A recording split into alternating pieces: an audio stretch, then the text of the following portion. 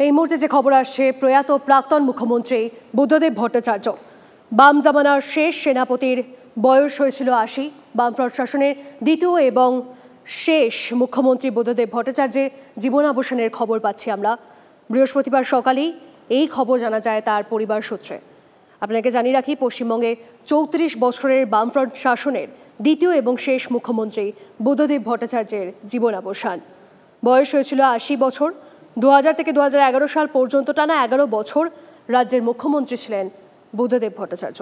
বৃহস্পতিবার সকালেই তার মৃত্যুর খবর জানান তার সন্তান সুচেতন ভট্টাচার্য। আপনাকে জানিয়ে রাখি, গত বছর আপনারা নিশ্চয়ই মনে আছে আপনাদের, ৯ অগস্ট হাসপাতাল থেকে তিনি বিপদমুক্ত হয়ে বাড়ি ফিরেছিলেন, গুরুতর অসুস্থ হয়েছিলেন। এবার দীর্ঘদিন ধরে শ্বাসকষ্টজনিত সমস্যায় ভুগছিলেন বুদ্ধদেব বাবু। প্রদীপ্ত আমাদের প্রতিনিধি আমাদের সঙ্গে রয়েছেন। প্রদীপ্ত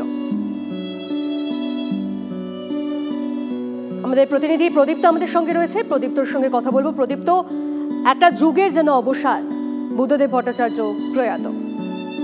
একেবারেই সে কথা বলা যায়।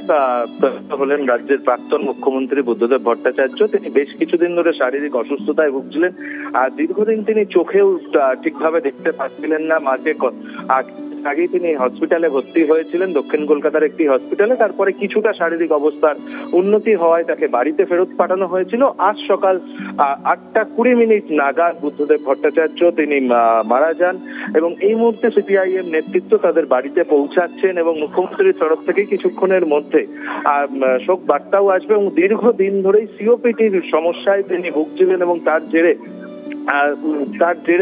তাকে বারংবার হসপিটালে ভর্তি করতে হয়েছিল এবং সেই কারণে এবং আমরা দেখেছিলাম যে কোভিড পর্বেও তিনি যথেষ্ট পরিস্থিতি তার খারাপ হচ্ছিল, বারংবার তাকে হসপিটালাইজ করতে হয়েছিল। সেই পরিস্থিতির মধ্যে তিনি বাড়িতে তাকে ভেন্টিলেশনে প্রয়োজন মতো চিকিৎসকরা রাখতেন। তারপরে আজকে সমস্ত কিছুর শেষে ৮০ বছর বয়সে প্রয়াণ ঘটলো বুদ্ধদেব ভট্টাচার্যের। এবং তুমি যে কথা বললে যে অবশ্যই একটা যুগের অবসান, তার কারণ সিপিআইএম এর ক্ষেত্রে শুধু নয়, এ রাজ্যের রাজনীতিতে বুদ্ধদেব ভট্টাচার্য দীর্ঘদিন ধরেই তার নিজের যে ব্যক্তিত্ব সেটাকে সামনে রেখেই তিনি রাজনীতি যেমন করছিলেন। হয়তো তার যে ২০০৬ সালের পর থেকে ২০১১ সালের মুখ্যমন্ত্রীত্বের পর্বে তাকে নিয়ে বেশ কিছু বিষয় বিতর্ক হয়েছিল, কিন্তু তিনি এ রাজ্যের শিল্পের ক্ষেত্রে আসবো, তোমার সঙ্গে কথা বলবো। তবে এই মুহূর্তে আমার আরো এক সহকর্মী তন্ময় প্রামাণিক আমার সঙ্গে রয়েছেন। তন্ময়, তোমার দীর্ঘদিনের সাংবাদিক জীবন আর সেখানে বুদ্ধদেব ভট্টাচার্য তার বিভিন্ন উত্থান পতনের সাক্ষী রয়েছে তুমি। আজ তিনি প্রয়াত হয়েছেন পাম অ্যাভিনিউয়ের বাড়িতেই, তিনি শেষ নিঃশ্বাস ত্যাগ করলেন। একটা যেন যুগের অবসান তার সঙ্গে। দেখো, যুগের অবসান তো অবশ্যই, এবং ধুতি পাঞ্জাবি পরিহিত সারা দেশ চেনে এমন বাঙালি রাজনীতিবিদ বলো বা বাম আন্দোলনের একটা পরিচিত মুখ গোটা দেশের কাছে। সে একেবারে জম্মু কাশ্মীর থেকে কন্যাকুমারী বলো, এদিকে মেঘালয়, মণিপুর, ত্রিপুরা থেকে তুমি ওদিকে পাঞ্জাব সীমান্ত বলো, যারা প্রত্যেকে সাধারণ মানুষ প্রত্যেকে চেনেন এমন একজন বামপন্থী কমিউনিস্ট রাজনীতিবিদ। এবং অবশ্যই আবারও বলছি, ধুতি পাঞ্জাবি পরিহিত বাঙালি রাজনীতিবিদ হিসেবে হয়তো একটা আইকন ছিলেন। সেই আইকনের যুগ শেষ হয়ে গেল, এটা এক। দুই, দীর্ঘদিন তিনি অসুস্থতা জনিত কারণে ভুগছিলেন, সিওপিডি বলা চলে, প্রবল শ্বাসকষ্ট জনিত যে অসুখ, সেই অসুখে ভুগছিলেন। বাড়িতেই একেবারে হাসপাতালের মতো বেডের ব্যবস্থা করা হয়েছিল। তার পারিবারিক চিকিৎসক যারা রয়েছেন তারা যেতেন, মাঝে মধ্যে অসুস্থ হয়ে ভর্তি হতেন। কিন্তু সব মিলিয়ে কোথাও এই সাদা চুলের মানুষটি কিন্তু বাঙালি জনমানুষের সততার প্রতীক, যে শব্দ আমরা বারবার রাজনীতির ক্ষেত্রে ব্যবহার করি, কোথাও বোধহয় সেই কথাটা আজকে বারে বারে ঘুরে ফিরে আসবে। আপোষহীন একজন রাজনীতিবিদ। বাংলাদেশের এই পর্যায়ে আমরা দেখতে পাচ্ছি নেতা নেত্রীরা কিভাবে বড় বড় ফুলে ফেপে উঠেছিলেন। আমরা এই রাজ্যে নানান অভিযোগ পাই, এই দেশে নানান অভিযোগ পাই যে রাজনৈতিক নেতার ছেলেপিলে বা রাজনৈতিক নেতার পরিবার, রাজনৈতিক নেতা, তার কোনো ইনকামের জায়গা নেই, কিন্তু বিশাল বিশাল বাড়ি, বিশাল বিশাল গাড়ি, বড় বড় ব্যবসা, কোটি কোটি টাকার বিজনেস। সেই জায়গায় দাঁড়িয়ে বুদ্ধদেব ভট্টাচার্য বাঙালি রাজনীতিবিদ, সকল বাঙালির কাছে শুধু নয় এই দেশে একটা আইকন বলা চলে। সেই যুগটার কিন্তু অবসান হয়ে গেল। ২০০০ সালের ৫ই নভেম্বর তিনি শপথ নিয়েছিলেন মুখ্যমন্ত্রী হিসেবে। তুমি আমাদের সঙ্গে থাকো। এই মুহূর্তে আমরা প্রদীপ ভট্টাচার্য তার সঙ্গে যোগাযোগ করে নিয়েছি। প্রদীপবাবু, প্রয়াত প্রাক্তন মুখ্যমন্ত্রী বুদ্ধদেব ভট্টাচার্য তিনি বিভিন্ন রাজনীতিবিদদের কাছেও আদর্শ হয়েছিলেন।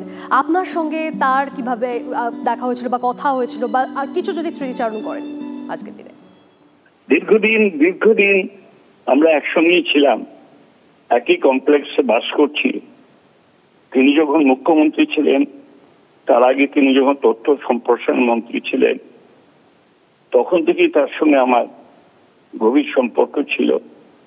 আমরা একসঙ্গে বাস করলেও আমাদের মধ্যে কোনো মতান্তর হয়নি, মতভেদ হয়নি। উনি ওনার মতো ওনার ফ্ল্যাটে থাকতেন, আমি আমার মতো আমার ফ্ল্যাটে থাকি। মাঝে মধ্যে নিশ্চয়ই দেখা হতো, কথাবার্তা হতো, সৌজন্য বিনিময় হতো। এত দীর্ঘকাল একসঙ্গে থাকাতেও একদিনও তার সঙ্গে আমাদের কোনো বিবাদ হয়নি।